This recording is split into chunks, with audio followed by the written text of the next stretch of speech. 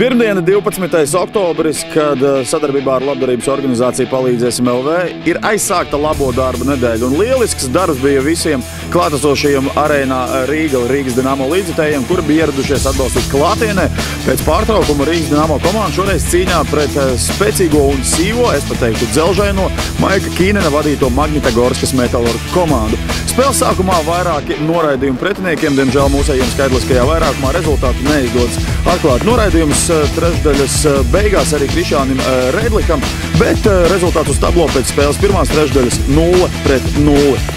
Spēles turpinājumā Lauris Dārziņš dabū 2 minūtes par to, ka turpināja spēli ar salauztu nūju, un pretinieku komandas viens no uzbrucējiem, Vojteks Voļskis, pēc Sergeja Mazjakina un Krisa Lī piespēlēm atklāja rezultātu spēlē. Vēl viens noraidījums pašam Voļskim jau trešdaļas izskaņā. Tiesa mūsējiem atkal neizdodas realizēt skaidrisko vairākumu, un ejot otrajā pārtraukumā rezultāts 0-1 pretinieku labā. Pārākums ir jūtams arī ripas kontrolē, pārākums ir jūtams arī izdarīto metienu attiecību ziņā no mūsu pretiniekiem šodien. Bet vienā epizodē skaitliskais vairākums mūsējiem un 2 vīru pārsvaru izmanto komandas kapteinis Lauris Dārziņš. Rezultāts izlīdzināts 1-1. Jāspēlē vēl trešajā trešdaļā ir vairāk nekā 12 minūtes. Bija vairākas izdevības mūsējiem rezultātu vērst sev par labu, bet savas snaipera dotības apliecināja pretinieku komandas viens no līderiem Danis Zarīpovs. Vienā no epizodēm ar neatvairāmu metienu raidīja ripu Džokima Eriksona sargāto vārtu tuvajā stūrī un rezultāts 2-1. Spēles turpinājumā mūsējie centās lauzt spēles gaitu, diemžēl rezultāts uz tablo tā arī nemainījās. Metiena attiecība 20-47, laikam jau šajā spēlē tas izsaka visu. Pēc mača, lai arī mums ļoti gribējās pāris jautājumus uzdot pretinieku komandas uzvaras vārta autāram Danisam Zarīpovam, sorry, bija viņa atbilde, un komentāru pēc spēles sniedza spēles labākais spēlētājs pretinieku rindās vārtsaris Ilja Samsonovs.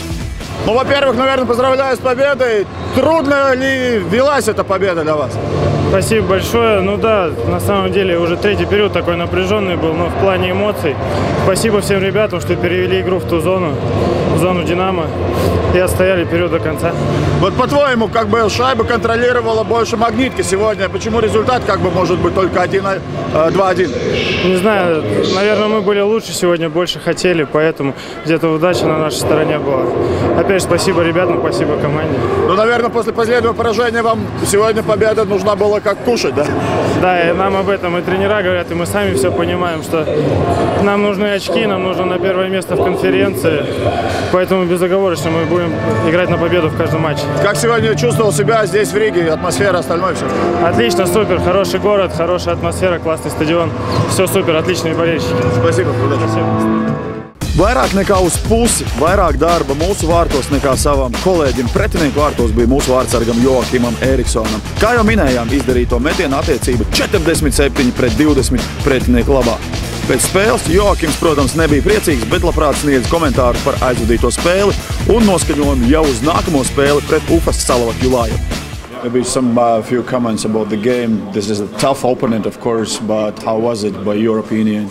I feel like they are a great team, and we knew they had a good power play, but I feel like we blocking a lot of shots, and we played really hard game, like tough loss. Like we could have got at least 1 or 2 points here, I feel. How do you think did we had the chance today?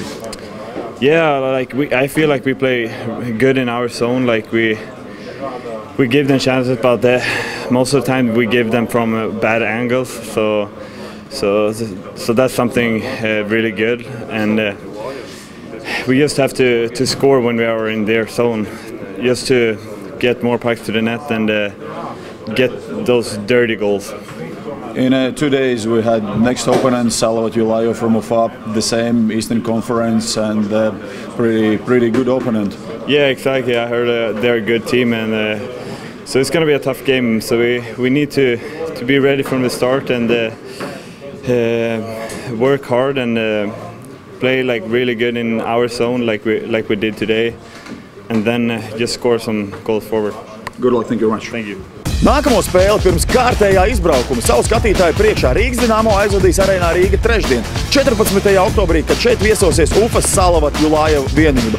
Jūs zināt, ka līdzjutēju spēks atbalstā un uzvaras izcīnīšanā ir ļoti nozīmīgs, un es aicinu labo darbu nedēļas ietvaros katru no Rīgas Dinamo līdzjutējiem atbalstīt mūsējos klātienē jau nākamajā spēlē. Kopā mēs varēsim izcīnīt uzvaru, kas mums ir ļoti nepieciešama. Tiekamies trešdien Arēnā. Mēs šeit būsim. Vai jūs?